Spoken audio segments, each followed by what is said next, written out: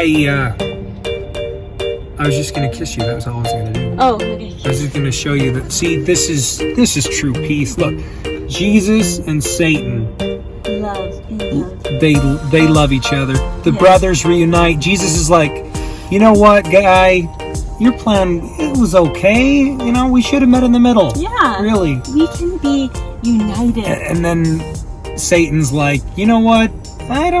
The whole tormenting people is not working for me. Yeah. We should just be buds again. Yeah. Mormon doctrine states that Jesus and Satan were brothers who got into a fight. They had competing plans. Surely an all-knowing, omnipotent God could easily fix such a silly quarrel amongst brothers. Why is such doctrine concrete? Satan can't suddenly have a change of heart? Wouldn't a God who is so merciful readily embrace the child he raised? They say that if you raise a child in the way they should go, that when they are old, they will return to it. Oh, and what does God's wife think of all of this childish buffoonery anyway? I mean, my parents are far from perfect, but they sure as hell wouldn't allow one of their own to completely disassociate and spend their entire existence hurting others. Instead of God putting Satan in timeout, he has to allow his more favored son to be brutally murdered. That's the plan? Yeah, that's what I was forced to believe. I'm calling that entire story bullshit. If there was a Jesus and if there was a Satan, and if they both came from perfected beings, then they would be happy and get along. This is the great problem of monotheism. Did God create evil? Christianity lets it all rest on Lucifer, but under close examination, it doesn't hold up well. Wasn't God omniscient? If so, then the things he did caused Lucifer to do what he did. God intentionally created evil to have opposition. An all-knowing, all-powerful, and all-good God created evil and allows great suffering when he already knows the outcome? If so, he threw Satan and many others under the bus. We're instructed to believe writings that were written thousands of years ago by people and cultures we cannot begin to understand. Hell, they didn't even speak our language. Writings that were not even written by the supposed authors of the books which they're named after.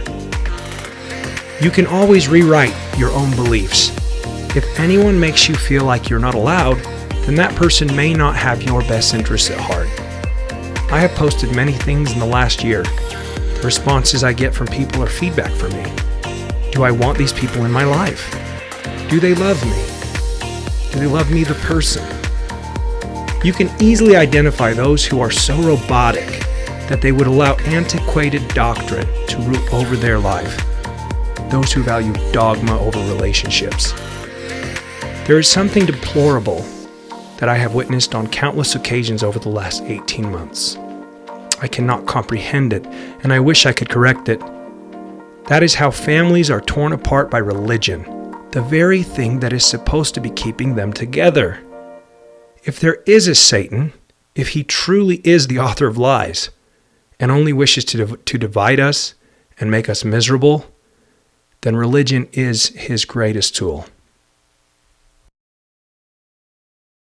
Okay, we're driving to the Mormon Enlightenment Halloween party right now, and we have some amazing thoughts that we just decided to share in a video right now. Just go, take it away, Jesus Christ.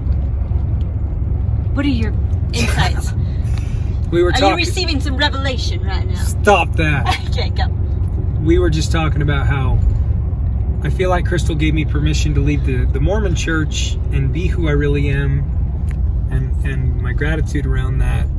And then we were thinking about how that came to be. I'm just going to stop for 1 second. Okay. We were just thinking about how that came to be, you know? And I think what happened was I was suffering for probably 6 to 7 years. I was just suffering in the church.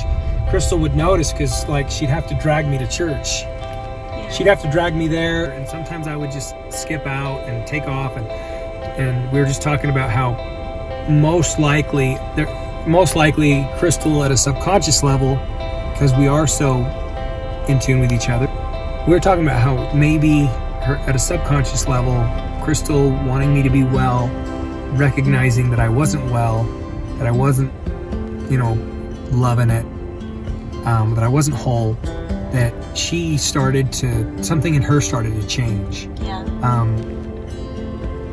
And I was talking about how I remember, or you were saying how you remember when at this pivotal moment where you decided, like, I'm just gonna let him be him, and if that means he doesn't want to come to church, that's okay, and if he doesn't want to go to elders quorum, that's okay, and if he,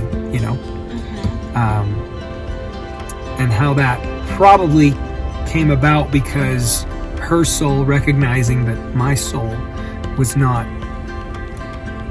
fully intact. Yeah. How she started to pick up on that, and it no longer became about, the religion. It became more so about love and wellness. Yeah. Because I remember when she made that decision, and I felt good. I started to feel like, okay, I guess I can be Mormon, if she's not going to, like, hold that heavy hand over me. And, but it was interesting because you were saying, Crystal, you were saying that you also changed. Yeah, I felt like... Hello, Satan. Do I look evil, like a temptress? Okay, anyway, so I was saying that, I can't even take you serious right now. I know.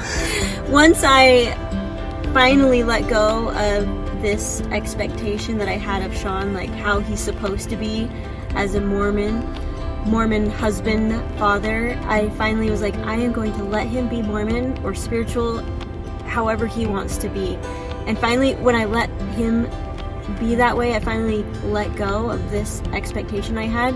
It was almost like I was giving myself permission as well. Like, then I started to think, wait, I want to do it how I want to do it too. I want to be spiritual in my own way. And that's kind of when everything opened up for me, where I started to explore other ways of being spiritual. And I realized that other ways resonated way more to me than the Mormon Church ever did. And I read The Untethered Soul, and I just was like, oh my gosh, my soul is so tethered. I want to be a free soul. And I think that was the beginning of everything, was reading that book and realizing that I was like bound, and I just wanted to be free. And I feel even more spiritual now than ever before as a Mormon.